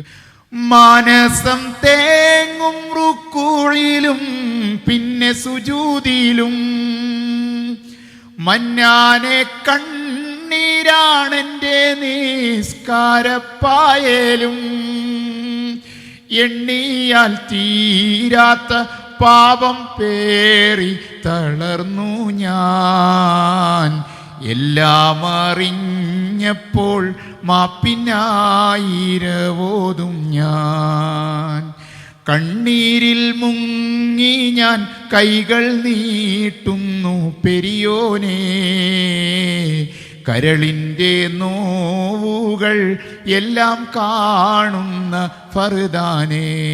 പാട്ടിങ്ങനെ ഒറ്റക്ക് കേട്ട് ഇങ്ങനെ ആലോചിച്ച് ചിന്തിച്ച് ഇരിക്കാനുള്ളൊരു സാവകാശം നമ്മൾ ഉണ്ടാക്കാറുണ്ടോ, നമുക്ക് കിട്ടാറുണ്ടോ എന്നുള്ളൊരു ഒരു ചെറിയ ഒരു ആലോചന എനിക്ക് ഈ പാട്ട് പാടുമ്പോൾ ഒറ്റയ്ക്ക് ഇങ്ങനെ വെറുതെ പാടി നോക്കുമ്പോൾ തോന്നാറുണ്ട്. ഒരു മ്യൂസിക്കിൻ്റെ ഒന്നിൻ്റെ അകമ്പടി ഇല്ലാതെ നമ്മളിങ്ങനെ വെറുതെ ഇങ്ങനെ പാടി നോക്കുമ്പോൾ ഒരു വല്ലാത്തൊരു അവസ്ഥയിലേക്ക് ഈ പാട്ട് കൊണ്ടുപോകാറുണ്ട്. അതൊരു പ്രതീക്ഷ നൽകുന്ന വരികളാണല്ലോ അല്ലേ? കാരണം എത്ര തെറ്റ് ചെയ്താലും നമ്മൾ ഏറ്റു പറയാനൊക്കെ അതിലൊരു വിഷയം വരേണ്ടതുണ്ടെന്ന് തോന്നുന്നു. തെറ്റുകൾ എന്ന് പറയുമ്പോൾ, തിന്മകൾ എന്ന് പറയുമ്പോൾ നമ്മളെല്ലാവർക്കും ഒരു പൊതുവായ ഒരു ഹെറാർക്കി ഉണ്ട്. മദ്യപാനം, അല്ലെങ്കിൽ മറ്റുള്ളവരെ ആക്രമിക്കൽ, വധിക്കൽ, അങ്ങനെയൊക്കെ നമ്മൾ പറയാറുണ്ട്. എന്നാൽ ഏറ്റവും വലിയ തെറ്റെന്താണ് ശരിക്ക്? മനുഷ്യർ ചെയ്യുന്നതിൽ ഏറ്റവും വലിയ തെറ്റ്, ഇവിടെ തെറ്റ് എത്ര ചെയ്താലും അത് ഏറ്റ് പറഞ്ഞോളൂ നിന്റെ രക്ഷിതാവിനോട്, രക്ഷിതാവിന് അത് ഇഷ്ടമാണ് എന്ന് വരികളിലൂടെ നമ്മൾ കേട്ടു. ഏറ്റവും വലിയ തെറ്റെന്താണ്? സാധാരണഗതിയിൽ നമ്മൾ പറയും അച്ഛനും അമ്മയും ഒന്നാണ്. ആ അച്ഛൻക്ക് പകരം അല്ലെ ആ അമ്മക്ക് പകരം ഒരുപാട് അച്ഛന്മാരുണ്ട്, ഒരുപാട് അമ്മമാരുണ്ട് എന്ന് നമ്മൾ പറയാൻ പോയിട്ട് അത് അങ്ങനെ ചിന്തിക്കാൻ പോലും ഇഷ്ടപ്പെടാറില്ല. നമുക്ക് ഏറ്റവും ഇഷ്ടം ആരോടാണെന്ന് ചോദിച്ചാൽ പോലും നമ്മൾ നമ്മുടെ മാതാപിതാക്കളെയാണ് എണ്ണാറുള്ളത്. കാരണം എന്താ? അവരാണ് അല്ലേ, പ്രത്യേകിച്ച് അതിൽ അമ്മ നമ്മളെ ഗർഭം ധരിച്ചു. അതിൻ്റെ എല്ലാ പ്രയാസങ്ങളും പറഞ്ഞറിയിക്കേണ്ടതില്ല. ഒരു മനുഷ്യൻ അനുഭവിക്കുന്നതിൽ ഏറ്റവും വലിയ വേദന എന്താണ് എന്ന് ചോദിച്ചാൽ അത് പ്രസവ വേദനയാണ് എന്ന് ശാസ്ത്രം പറയും. അപ്പോൾ നമ്മുടെ അച്ഛനെയും അമ്മയെയും അനുസരിക്കുക, ബഹുമാനിക്കുക എന്ന് ഉള്ളതിന് നമ്മൾ കാരണമായത് പറയാറുണ്ട്. എന്നാൽ അങ്ങനെയുള്ള ഒരു അച്ഛനെയും അമ്മയും നമുക്ക് നൽകിയത് ആരാണ്? നമുക്ക് ഈ ജീവിക്കാൻ ആവശ്യമായ വെള്ളവും വായുവും എല്ലാം നൽകിയത് ആരാണ്? അത് ശരിക്കും പറഞ്ഞാൽ രക്ഷിതാവല്ലേ, സ്രഷ്ടാവല്ലേ, അള്ളാഹുവല്ലേ. അപ്പോൾ ആ അള്ളാഹുവിന് പകരം, ആ സ്രഷ്ടാവിന് പകരം, ആ ദൈവത്തിന് പകരം മറ്റൊരു ദൈവത്തെ നമ്മൾ ആരാധിക്കുക, നമ്മളെപ്പോലെ കാണുകയും കേൾക്കുകയൊക്കെ ചെയ്യുന്ന, അത് ഞാൻ പറഞ്ഞത്, നമ്മുടെ അമ്മയുടെ സ്ഥാനത്ത് നമ്മൾ ആരെങ്കിലും കാണുമോ? ഏതെങ്കിലും ഒരു സ്ത്രീയെ നമ്മൾ അമ്മയായിട്ട് കാണുമോ? അച്ഛനെ ഏതെങ്കിലും രൂപത്തിൽ നമ്മൾ അങ്ങനെ കാണുമോ? ഇല്ല, ഒരിക്കലും ഇല്ല. അപ്പോൾ സ്വാഭാവികമായിട്ടും ആ സ്രഷ്ടാവിന് പകരം മറ്റൊരു ദൈവത്തെ നമ്മൾ കാണുന്നു എന്നുള്ളതാണ് അത് ഏറ്റവും വലിയ ഒരു തിന്മയായി, തെറ്റായി നമ്മൾ കാണേണ്ടത്. അത് തിരുത്താൻ, അത് ചിന്തിക്കാൻ കൂടി ഈ ഒരു സാഹചര്യം ഓർമ്മപ്പെടുത്തുകയാണ്. അതുമായി ബന്ധപ്പെട്ട ഖുർആൻ വചനം ഒന്ന് യാസീൻ, ആ തൗബയുമായി ബന്ധപ്പെട്ട വചനം ഒന്ന് പറയാം. പരിശുദ്ധ ഖുർആൻ ഇതിലേക്ക് വിരൽ ചൂണ്ടുന്ന ഇപ്പം ഇവിടെ സൂചിപ്പിച്ച പോലെ തെറ്റുകൾ പ്രവാചകൻ സല്ലല്ലാഹു അലൈഹി വസല്ലം പറഞ്ഞു, എല്ലാ മനുഷ്യനും തെറ്റ് ചെയ്യുന്നവരാണ്. അതിൽ ഏറ്റവും ഉത്തമൻ ആ തെറ്റ് അവൻ്റെ പടച്ചവനോട് ഏറ്റു പറയുന്നവനാണ് ഏറ്റവും ഉത്തമൻ എന്ന് പ്രവാചകൻ പറയുന്നുണ്ട്. ഇതിലേക്ക് വിരൽ ചൂണ്ടുന്നൊരു ആയത്ത് അള്ളാഹു ഏറ്റവും അധികം തെറ്റുകാർക്ക് ആശ്വാസമായിക്കൊണ്ട് തോന്നാറുള്ള ഒരായത്താണ്. أعوذ بالله من الشيطان الرجيم قل يا عبادي الذين أسرفوا على أنفسهم لا تقنطوا من رحمة الله إن الله يغفر الذنوب جميعا إن الله يغفر الذنوب جميعا إنه هو الغفور الرحيم. പറയുക, സ്വന്തം ആത്മാക്കളോട് അതിക്രമം പ്രവർത്തിച്ചു പോയ എൻ്റെ ദാസന്മാരെ, അള്ളാഹുവിൻ്റെ കാരുണ്യത്തെപ്പറ്റി നിങ്ങൾ നിരാശപ്പെടരുത്. തീർച്ചയായും അള്ളാഹു പാപങ്ങളെല്ലാം പൊറുക്കുന്നതാണ്. തീർച്ചയായും അവൻ തന്നെയാകുന്നു ഏറെ പൊറുക്കുന്നവനും കരുണാനിധിയും. മാഷേ, ഞാൻ ഉദാഹരണം പറഞ്ഞപ്പോൾ നമ്മുടെ ഉപ്പയും ഉമ്മയും, ഉമ്മ പ്രത്യേകിച്ച് ഒരു വികാരമാണല്ലോ. അപ്പോൾ മുഹമ്മദ് നബി സല്ലല്ലാഹു അലൈഹി വസല്ലമയോടുള്ള ഒരു ചോദ്യത്തിന് ഉത്തരമായി, അതായത് മാതാപിതാക്കളിൽ ആരോടാണ് ഒന്നാമത്തെ ബാധ്യത എന്ന് ചോദിക്കുമ്പോൾ ഉമ്മുക്ക എന്ന് 3 തവണ നിൻ്റെ മാതാവിനോടാണ് എന്ന് പറയുന്നുണ്ട്. ശേഷമാണ് പിതാവ് വരുന്നത്. ഉമ്മ, അമ്മ, അമ്മക്കൊരുമ്മ, ഇതൊക്കെ നമുക്ക് പറയുമ്പോൾ തന്നെ ഒരു സുഖമുണ്ട്. അപ്പോൾ ഉമ്മനെക്കുറിച്ച് അല്ലേ, ഇപ്പോൾ ലഹരി ഉപയോഗിച്ച് സ്വന്തം അമ്മയെയും അച്ഛമ്മയെയും നിർദാക്ഷിണ്യം കൊല്ലപ്പെടുന്ന ധാരാളം വാർത്തകൾ നമ്മൾ കേൾക്കാറുണ്ട്. അപ്പോൾ ഉമ്മ എന്നുള്ളത്, അമ്മ എന്നുള്ളത് നമ്മുടെ എല്ലാവരുടെയും ഒരു വികാരമാണ്. ആ ഒരു വിഷയത്തിൽ ഒരു പാട്ട് പാടാൻ പറ്റും? എല്ലാവർക്കും അറിയുന്നൊരു പാട്ട് ഉണ്ട്. താലോല പാട്ടുകൾ പോലെ മറ്റൊരു പാട്ടുണ്ടോ, താരാട്ടാനുമ്മയെ പോലെ വേറൊരു കൂട്ടുണ്ടോ. താലോല പാട്ടുകൾ പോലെ മറ്റൊരു പാട്ടുണ്ടോ, താരാട്ടാനുമ്മയെ പോലെ വേറൊരു കൂട്ടുണ്ടോ. ഉമ്മാൻ്റെ മടിത്തട്ട് സ്വർഗീയ പൂന്തട്ട്, ഉമ്മാൻ്റെ മടിത്തട്ട് സ്വർഗീയ പൂന്തട്ട്. സ്നേഹക്കാവാണ് ഉമ്മ, സഹനക്കടലാണ്. പാടിക്കോളൂ. ഉമ്മാൻ്റെ കാലടി പാടിലാണ് സുബർക്കം ഓർത്തോളി, ഉദിമതിയാം മുത്ത് മുഹമ്മദിൻ തൂമൊഴിയുള്ളിലുറച്ചോളി. അമ്മിഞ്ഞ പാലിൻ മധുരം ഇന്ന് മറക്കാമോ, 1000 പോറ്റുമ്മ വന്നാൽ സ്വന്തം പെറ്റുമ്മയായിടുമോ. ഉമ്മാൻ്റെ കാലടി പാടിലാണ് സുബർക്കം ഓർത്തോളി, ഉദിമതിയ മുത്ത് മുഹമ്മദിൻ തൂമൊഴിയുള്ളിലുറച്ചോളി. അമ്മയെക്കുറിച്ചുള്ള അതിമനോഹരമായൊരു പ്രഭാഷണമുണ്ട്. യൂട്യൂബിൽ ഏറ്റവും കൂടുതൽ വൈറലായ ആ വിഷയത്തിലുള്ള ഒരു പ്രഭാഷണം അതാണെന്നാണ് തോന്നുന്നത്. ആർക്കും പറയാൻ പറ്റുമോ? യെസ്, നമ്മുടെ മോഹൻലാലിൻ്റെ അല്ലേ, അമ്മയെ സ്റ്റേജിലടക്കം വെച്ചുകൊണ്ടുള്ളൊരു വേദിയിൽ വെച്ച് അബ്ദുസ്സമദ് സമദാനി ഇവിടെ ഒരു അതിമനോഹരമായ അല്ലേ പൊക്കിൾക്കൊടിയൊക്കെ ഉദാഹരിച്ചുകൊണ്ട് പറയുന്ന ഒരു പ്രസംഗമുണ്ട്. ഒരാൾക്ക് വന്നൊരു മാനസാന്തരം ഒരു ഇൻ്റർവ്യൂവിൽ പറഞ്ഞത് ഈ ശ്രദ്ധയിൽപ്പെടുത്താണ്. അദ്ദേഹം മദ്യപിച്ച് സ്വന്തം അമ്മയെ അതിക്രൂരമായി തല്ലി ചീത്ത പറയുമ്പോൾ ജോലി വന്നു കഴിഞ്ഞ് ഇപ്പോൾ കഴിക്കാനുള്ള ഭക്ഷണം ഉണ്ടാക്കി തന്നു, അത് കഴിച്ച് അതിനെന്തോ ടേസ്റ്റ് പോരാ, അങ്ങനെ എന്തെല്ലാം വിഷയത്തിൽ അത് ദേഷ്യം പിടിച്ച് അമ്മയെ തല്ലിയിട്ട് അദ്ദേഹം ടൗണിലേക്ക് ഇറങ്ങി. അങ്ങനെ ആ മദ്യത്തിൻ്റെ ഹാങ് ഓവറൊക്കെ വിട്ട് അദ്ദേഹം ഹോട്ടലിൽ ഭക്ഷണം കഴിക്കാൻ വേണ്ടി കയറിയ സമയത്ത് അദ്ദേഹത്തിൻ്റെ ടേബിളിൻ്റെ മുമ്പിൽ ഒരു ചെറിയൊരു ലഘുലേഖ കാണാനിടയായി. അപ്പോൾ സ്വാഭാവികമായിട്ടും ഓർഡർ ചെയ്ത് നമ്മൾക്കൊന്ന് നോക്കുമല്ലോ ടേബിളിൻ്റെ മുകളിലുള്ള വസ്തുവിലേക്ക്. അപ്പോൾ അതൊരു ചുരുട്ടി കൂട്ടിയൊരു കടലാസാണ്. അപ്പോൾ അദ്ദേഹം നിർത്തി നോക്കിയപ്പോൾ നിങ്ങൾ നിങ്ങളുടെ മാതാപിതാക്കളോട് ഛേ എന്ന വാക്ക് പോലും പറയാൻ പാടില്ല എന്ന് അതിൻ്റെ ഗൗരവം പറയുന്ന വരികളാണ്. അത് അദ്ദേഹത്തിന് ഭയങ്കരമായിട്ടൊരു സങ്കടം തോന്നി. കാരണം അമ്മയെ തല്ലി വന്നിരിക്കുകയാണ്. അപ്പോഴാണ് ഛേ എന്ന വാക്ക് പോലും കൊണ്ട് അവരെ വിഷമിപ്പിക്കാൻ പാടില്ല എന്ന്. അങ്ങനെ വചനം നോക്കും, വിശുദ്ധ ഖുർആനിലെ ആ വചനം ഒന്ന് ഓതാൻ പറ്റുമോ? أعوذ بالله من الشيطان الرجيم. وقضى ربك ألا تعبدوا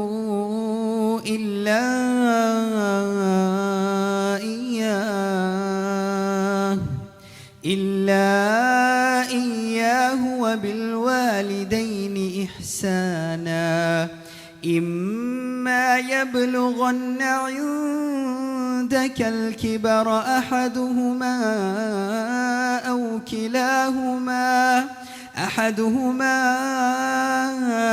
كلاهما فلا تقل لهما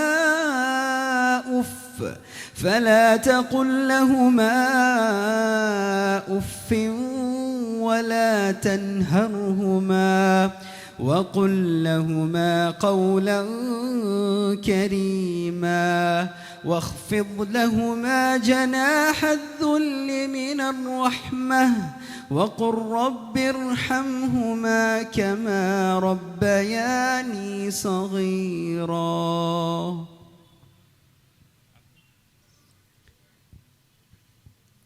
തന്നെയല്ലാതെ നിങ്ങൾ ആരാധിക്കരുതെന്നും മാതാപിതാക്കൾക്ക് നന്മ ചെയ്യണമെന്നും നിന്റെ രക്ഷിതാവ് വിധിച്ചിരിക്കുന്നു. അവരിൽ ഒരാളോ അവർ 2 പേരും തന്നെയോ നിന്റെ അടുക്കൽ വെച്ച് വാർദ്ധക്യം പ്രാപിക്കുകയാണെങ്കിൽ നീ അവരോട് ഛേ എന്ന് പറയുകയോ അവരോട് കയർക്കുകയോ ചെയ്യരുത്. അവരോട് നീ മാന്യമായ വാക്ക് പറയുക. കാരുണ്യത്തോടുകൂടി എളിമയുടെ ചിറക് നീ അവർ ഇരുവർക്കും താഴ്ത്തിക്കൊടുക്കുകയും ചെയ്യുക. എൻ്റെ രക്ഷിതാവേ, ചെറുപ്പത്തിൽ ഇവർ രണ്ടുപേരും എങ്ങനെയാണോ എന്നെ പോറ്റി വളർത്തിയത് അതുപോലെ ഇവരോട് നീ കരുണ കാണിക്കുകയും ചെയ്യണമേ എന്ന് നീ പറയുകയും ചെയ്യുക. ഈ ഒരു നാദം പരിപാടിയുടെ ഒരു സന്ദേശമായിട്ട് നമുക്ക് ഇങ്ങനെ എടുക്കാം. അപ്പോൾ നമ്മൾ അമ്മമാരെ പല കാരണങ്ങളാൽ ചീത്ത പറഞ്ഞിട്ടുണ്ടാകാം, അടിച്ചിട്ടുണ്ടാകാം, അവരുടെ അവകാശങ്ങൾ നിഷേധിച്ചിട്ടുണ്ടാകാം, അങ്ങനെ പലതും അറിഞ്ഞോ അറിയാതെയോ നമ്മൾ സംഭവിച്ചു പോയിട്ടുണ്ടാകാം. ആ ഉമ്മയോട്, ആ അമ്മയോട് മാപ്പ് പറയാൻ, എന്നിൽ നിന്നും വന്നുപോയ തെറ്റുകൾ പുറത്തു തരണമേ എന്നൊരു സോറി പറയാൻ നമ്മുടെ അമ്മയല്ലേ, നമ്മുടെ ഉമ്മയല്ലേ. നമ്മൾ മറ്റു അപരിചിതരോട് സോറി പറയാൻ നമുക്കൊരു മടിയും ഇല്ല, അറിയാതെ എന്ത് സംഭവിച്ചു പോയാൽ. അപ്പോൾ നമ്മളേറ്റവും ഇഷ്ടപ്പെടുന്ന, നമുക്ക് വേണ്ടതെല്ലാം ചെയ്തു തന്ന നമ്മുടെ അമ്മയോട് നമ്മൾ ചെയ്തു പോയ എന്തെങ്കിലും കുറ്റവും കുറവും പോരായ്മയുണ്ടെങ്കിൽ ഇതൊരു അഭ്യർത്ഥനയാണ്. ഇന്ന് തന്നെ ഒരു സോറി, എല്ലാത്തിനും സോറി എന്ന് പറഞ്ഞുകൊണ്ട് ആ മാതാപിതാക്കളുമായിട്ടുള്ള ബന്ധം കൂടുതൽ ശക്തമാക്കണം എന്ന് ഒരു സന്ദേശം നൽകുകയാണ്. ഇവിടെ നമുക്ക് കേരളത്തിൽ ഇപ്പോൾ സുരേഷ് മാസ്റ്റർ എന്ന് പറഞ്ഞിട്ടൊരു പ്രഭാഷകനുണ്ട്, അറിയപ്പെടുന്നൊരു പ്രഭാഷകൻ. അദ്ദേഹം കുവൈത്തിലോ അല്ലെങ്കിൽ വിദേശത്ത് ഏതോ ഒരു നാട്ടിൽ പോയി പ്രസംഗിച്ച സമയത്ത് ഒരു വിദേശിയെ പരിചയപ്പെട്ട കഥ പറഞ്ഞിട്ടുണ്ട്. ആ വിദേശി അദ്ദേഹത്തോട് പറയാണ്, ഞാൻ നിങ്ങളുടെ നാട്ടിൽ എല്ലാ വർഷവും വരാറുണ്ട്, നിങ്ങൾ വായനയെ അങ്ങേയറ്റം പ്രോത്സാഹിപ്പിക്കുന്ന ആളുകളല്ലേ, ഒരു മാസം വായനയ്ക്ക് വേണ്ടി മാറ്റിവെച്ച ആളുകളല്ലേ. അദ്ദേഹം കഥകളി കാണാനാണ് വരാറുള്ളത്, ആ സമയത്താണ് അറിഞ്ഞത് വായനയ്ക്ക് വേണ്ടി പ്രത്യേകം ഒരു മാസം ഉണ്ട് എന്നുള്ളതല്ല. അപ്പോൾ ഞാൻ ആ പ്രസംഗം കേൾക്കുമ്പോൾ വിചാരിച്ചു, മുസ്ലിങ്ങൾ റമദാൻ മാസത്തിൽ ഖുർആൻ പാരായണം ധാരാളമായി ചെയ്തായിരിക്കാം. കാരണം ഇഖ്റ, വായിക്കുക എന്ന ആദ്യ വചനത്തോടു കൂടി ആരംഭിച്ച ഒരു വേദഗ്രന്ഥം, അതിൻ്റെ പാരായണമായിരിക്കും അദ്ദേഹം ഉദ്ദേശിച്ചതാണ്. പക്ഷെ ആ പ്രസംഗം തുടർന്ന് കേട്ടപ്പോഴാണ് മനസ്സിലായത് നമ്മുടെ കേരളത്തിൽ രാമായണ മാസം എന്ന് ഒരു മാസമുണ്ട്. നമുക്കറിയാമല്ലോ, അത് ഭക്തിസാന്ദ്രമായി നമ്മുടെ അമ്മമാർ അമ്പലത്തിൽ നിന്നുമൊക്കെ അല്ലാതെയും എല്ലാം പാരായണം ചെയ്യുന്ന രാമായണ മാസത്തെക്കുറിച്ചാണ് അദ്ദേഹം. ഇതുപോലെ മുസ്ലിങ്ങൾ പാരായണം ചെയ്യും, ഇനി ദീർഘമായി പാരായണം ചെയ്യുന്ന ഒരു മാസമാണ് വരാൻ പോകുന്നത്. ആ ഖുർആനിനെ കുറിച്ച് ഉള്ള ഒരു പാട്ട് മാഷേ പാടിക്കൂടെ? തീർച്ചയായിട്ടും. ഈ പാട്ട് എനിക്ക് വളരെ ഇഷ്ടപ്പെട്ട ഒരു പാട്ടാണ്. അതിന് ഈ വരികൾക്ക് ഈണം കൊടുക്കാനുള്ളൊരു ഭാഗ്യം എനിക്ക് കിട്ടിയിട്ടുണ്ട്. നിങ്ങളാണ് ഈണം കൊടുത്തത്? ഞാനാണ് ഈണം കൊടുത്തത്. എഴുതിയത് ഹാരിസ് ബിൻ സലീം എന്ന് പറയുന്ന ഒരു അധ്യാപകനാണ്. അദ്ദേഹത്തിൻ്റെ പാട്ട്. ഈ പാട്ടിലെ രസകരമായൊരു സംഗതി എന്താ വെച്ചാൽ, ഈ പാട്ട് മുഴുവനായിട്ട് പാടിക്കഴിഞ്ഞാൽ ഖുർആനിനെ കുറിച്ചുള്ള ഏകദേശം ഒരു രൂപം നമുക്ക് കിട്ടുന്നുള്ളതാണ്. അതിൽ സ്വർഗത്തെ കാണുമ്പോൾ സ്വർണ്ണ നൂലിൽ തീർത്ത കട്ടിലു കാണാം നമുക്ക്, സ്വർഗത്തെ കാണുമ്പോൾ സ്വർണ്ണ നൂലിൽ തീർത്ത കട്ടിലു കാണാം നമുക്ക്, മുത്തുകൾ പോലുള്ള കുഞ്ഞുങ്ങൾ കോപ്പയാൽ ചുറ്റുന്ന കാഴ്ചകൾ കാണാം.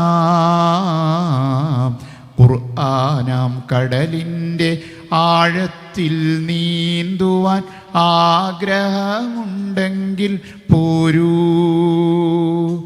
കാണാത്ത ലോകങ്ങൾ കാണിച്ചു തന്നു ഞാൻ, കൂടെ വരാം കൂടെ പോരൂ. ഖുർആനാം കടലിൻ്റെ ആഴത്തിൽ നീന്തുവാൻ ആഗ്രഹമുണ്ടെങ്കിൽ പോരൂ. ഇങ്ങനെ കുറേ കാര്യങ്ങൾ പറഞ്ഞിട്ട് അവസാനം പറയുന്നു, ജീവിതത്തിൽ നാം പഠിക്കേണ്ട പാഠങ്ങൾ വിട്ടുപോയില്ലൊന്നും ഖുർആൻ. ജീവിതത്തിൽ നാം പഠിക്കേണ്ട പാഠങ്ങൾ വിട്ടുപോയില്ലൊന്നും ഖുർആൻ. കൈനീട്ടി പ്രാർത്ഥിക്കാൻ ഒട്ടേറെ പ്രാർത്ഥന ചൊല്ലിപ്പഠിപ്പിച്ചു ഖുർആനാം കടലിൻ്റെ ആഴത്തിൽ നീന്തുവാൻ ആഗ്രഹമുണ്ടെങ്കിൽ പോരൂ. കാണാത്ത ലോകങ്ങൾ കാണിച്ചു തന്നു ഞാൻ, കൂടെ വരാം കൂടെ പോരൂ. ഖുർആനാം കടലിൻ്റെ ആഴത്തിൽ നീന്തുവാൻ ആഗ്രഹമുണ്ടെങ്കിൽ പോരൂ. ഖുർആൻ അവതരിപ്പിച്ച് അത് ലോകത്തിന് പങ്കുവെച്ച ഒരു വ്യക്തി ഉണ്ടല്ലോ അല്ലേ, ആ പ്രവാചകനെ കുറിച്ച്, അന്ത്യപ്രവാചകനെ കുറിച്ചുള്ള ഒരു പാട്ട് കൂടി ആവാം മാഷേ. ഓ തീർച്ചയായിട്ടും. പ്രവാചകനെ കുറിച്ച് ഒരുപാട് പാട്ടുകളുണ്ട്. അതിൽ ഏറ്റവും പ്രസക്തമായൊരു പാട്ട്, ദീനിൽ പുതുതായിട്ടൊന്നും കലർത്തല്ലേ, ദീന് ഞാൻ പൂർത്തിയാക്കി തന്നു. ദീനിൽ പുതുതായിട്ടൊന്നും കലർത്തല്ലേ, ദീന് ഞാൻ പൂർത്തിയാക്കി തന്നു. ഞാനും സ്വഹാബത്തും ചെയ്യാത്ത കർമ്മങ്ങൾ പാടില്ല പുണ്യമുസൽമാനേ. അന്ത്യപ്രവാചകൻ യാത്ര പറഞ്ഞപ്പോൾ എന്തു പറഞ്ഞു മുസൽമാനേ, എൻ്റെ ഖബറിനെ ആരാധനക്കുള്ള മന്ദിരമാക്കരുതുമ്മത്തി, മന്ദിരമാക്കരുതുമ്മത്തി. ഇത് മുഹമ്മദ് നബി സ്വല്ലല്ലാഹു അലൈഹി വസല്ലമയുടെ ഒരു പ്രാർത്ഥന കൂടിയാണ് തോന്നുന്നു അല്ലേ. ഉമ്മത്തിനോടുള്ള അഭ്യർത്ഥന, മുസ്ലിം സമുദായത്തോട്, വിശ്വാസികളോടുള്ള അപേക്ഷ പോലെ തന്നെ പടച്ചവനോടും മുഹമ്മദ് നബി സ്വല്ലല്ലാഹു അലൈഹി വസല്ലം എന്ത് ചെയ്യുന്നുണ്ട്, ഇത് പ്രാർത്ഥിക്കുന്നതായിട്ട്. കാരണം നിങ്ങൾക്കറിയാം, മരിച്ച കബറിടം നമ്മൾ ദർഗ, ജാറം എന്നൊക്കെ പറയും. അവിടെ നേർച്ച വഴിപാടുകൾ ഒക്കെ പല രൂപത്തിൽ നടക്കാറുണ്ട്. എന്നാൽ മുഹമ്മദ് നബി സല്ലല്ലാഹു അലൈഹി വസല്ലമ മരിച്ച സ്ഥലം, ഇന്നും അദ്ദേഹം അന്ത്യവിശ്രമം കൊള്ളുന്ന സ്ഥലമാണ് മക്കയെ മദീന. അവിടെ എന്തില്ല, ഈ പാട്ടിൻ്റെ സന്ദേശം ഇന്നും നിലകൊള്ളുന്നുണ്ട്. ഒരു നേർച്ച വഴിപാട്, ഒരു കാണിക്ക വെക്കുന്നില്ല, ഒരു സുജൂദില്ല. അവിടേക്ക് മുഹമ്മദ് നബി സല്ലല്ലാഹു അലൈഹി വസല്ലമയുടെ മക്ബറ ഒരു പ്രാർത്ഥന, മക്ബറ എന്ന് പോലും പറയാൻ പറ്റില്ല, ഉയർത്തിക്കെട്ടിയ അവസ്ഥ പോലും ഇല്ല. അതൊരു വലിയൊരു സന്ദേശമാണ്. അത് മുഹമ്മദ് നബി സല്ലല്ലാഹു അലൈഹി വസല്ലമയുടെ ഒരു പ്രാർത്ഥനയുടെ ഒരു ഉത്തരം കൂടിയാണ്. ആ മുഹമ്മദ് നബി സല്ലല്ലാഹു അലൈഹി വസല്ലം ജീവിതത്തിൽ പല സന്ദേശങ്ങളും നൽകിയിട്ടുണ്ട്. അതിലേറ്റവും ഒരു സന്ദേശം പറഞ്ഞുകൊണ്ട് നമുക്ക് അവസാനിപ്പിക്കാമെന്നാണ് തോന്നുന്നത്. നമുക്ക് ധാരാളം ഇപ്പോൾ യത്തീംഖാനകളുണ്ട് അല്ലേ. പാവപ്പെട്ടവർക്ക് ഭക്ഷണം കൊടുക്കുക, അവരെ സുരക്ഷിതമായിട്ട് പാർപ്പിക്കുക എന്നുള്ളതൊക്കെ ഒരു വലിയൊരു സന്ദേശമായിട്ട്, പ്രത്യേകിച്ച് മുസ്ലിങ്ങളുടെ ഉത്തരവാദിത്വമായിട്ടാണ് ആ മുഹമ്മദ് നബി സല്ലല്ലാഹു അലൈഹി വസല്ലമ പഠിപ്പിച്ചിട്ടുള്ളത്. ആ വിഷയത്തിൽ ഫേമസ് ആയൊരു പാട്ടുണ്ട്. അത് നമ്മുടെ ഒരു ജീവിതക്രമമായിട്ട് നമ്മളിൽ ഉണ്ടാകണം, അതിലേക്ക് ഉപകരിക്കുന്ന ആ പാട്ടൊന്ന് പാടാം മാഷെ. തീർച്ചയായിട്ടും. നമ്മുടെ മനസ്സിലൊക്കെ ഓടി നടക്കുന്ന, എപ്പോഴും നമ്മുടെ ചിന്തയിൽ വരുന്നൊരു പാട്ടാണ്. ഈ പാട്ട് നമ്മൾ കേൾക്കുമ്പോൾ നമ്മളിങ്ങനെ ഒരുപാട് പേര് ട്രാക്കൊക്കെ ഇട്ട് ഈ പാട്ട് പാടുന്നത് ഞാൻ കേട്ടിട്ടുണ്ട്. പക്ഷേ നമ്മളെല്ലാവരും ഈ പാട്ടിൻ്റെ സന്ദേശം ഉൾക്കൊണ്ടുകൊണ്ട് ഈ പാട്ടിങ്ങനെ കേട്ടാൽ നമുക്കൊരു യത്തീംഖാനയിൽ പോകാനോ അല്ലെങ്കിൽ ഒരു യത്തീം മക്കളെ കണ്ടിട്ട് അവരോട് അനുഭവം പ്രകടിപ്പിച്ചുകൊണ്ട് അവർക്ക് നൽകാനോ ഒക്കെ നമുക്ക് തോന്നാറുണ്ടോ എന്ന് എനിക്കറിഞ്ഞുകൂടാ. ആലംബഹീനർക്ക് രക്ഷ കൊടുക്കേണം, ആരംഭത്വാഹാവിൻ അരുൾ നമ്മളോർക്കേണം. അവശരെ കണ്ണുനീർ ഒപ്പുന്നോർക്കെല്ലാവർക്കും അല്ലാഹു നൽകിയിടും കാരുണ്യം ഓശാരം പാടും. എത്തീമിന്നത്താണി ഏകിക്കൊണ്ടത്താഴം എത്തിക്കുന്നോർക്കല്ലാ വർഷിക്കും സഹായം. മുത്ത് റസൂലിൻ്റെ മൊഴികളറിഞ്ഞുള്ള മുത്തഖീങ്ങൾക്കാണ് സ്വർഗത്തിലത്താഴം. എത്തി മിന്നത്താണി ഏകിക്കൊണ്ടത്താഴം എത്തിക്കുന്നോർക്കല്ലാ വർഷിക്കും സഹായം. മുത്ത് റസൂലിൻ്റെ മൊഴികളറിഞ്ഞുള്ള മുത്തഖീങ്ങൾക്കാണ് സ്വർഗത്തിലത്താഴം.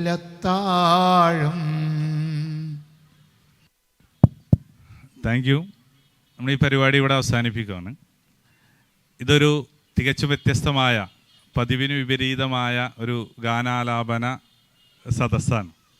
മ്യൂസിക്കിൻ്റെ ഉപകരണ സംഗീതങ്ങളുടെ അകമ്പടിയില്ലാതെ തികച്ചും ആശയപരമായ ഒരു സഞ്ചാരം നമുക്ക് ആസ്വദിക്കുകയും ചെയ്യാം, ചിന്തിക്കുകയും ചെയ്യാം. ചിന്തയാണല്ലോ ഇതര ജീവജാലങ്ങളിൽ നിന്നും നമ്മളെ വ്യത്യസ്തമാക്കുന്നത്. പക്ഷേ നല്ല നല്ല വരികളടങ്ങിയ ഗാനങ്ങൾ, ആശയസമ്പുഷ്ടമായ ഗാനങ്ങൾ, മ്യൂസിക്കിൻ്റെ ഉപകരണ സംഗീതത്തിൻ്റെ അതിപ്രസരം കൊണ്ട് നമുക്ക് ചിന്താശേഷി നഷ്ടപ്പെടുകയാണ്. ഇവിടെ മാഷ് സൂചിപ്പിച്ചതുപോലെ യത്തീമിനെ ചേർത്ത് പിടിക്കണമെന്ന് ഒരു മ്യൂസിക്കിൻ്റെ അകമ്പടിയോടുകൂടി കാട്ടുമ്പോൾ നമുക്ക് എന്തില്ല, ആ ചിന്ത വരില്ല. അങ്ങനെ നമ്മൾ പാടിയും പറഞ്ഞും ചിന്തിപ്പിച്ചുമെല്ലാം ഈ ഒരു സായാഹ്നം ധന്യമായി എന്ന് വിചാരിക്കുകയാണ്. ഇതൊരു മോഡലാണ്. ഇനി വ്യത്യസ്തമായ മോഡലുകളിലൂടെ നാദം തുടരും എന്ന് എല്ലാവരെയും അറിയിച്ചുകൊണ്ട് ഇത്രയും സമയം ഇത് ശ്രവിച്ച എല്ലാവർക്കും ദഅ്വാ ബുക്സിൻ്റെ നന്ദി പ്രകാശിപ്പിക്കുന്നു.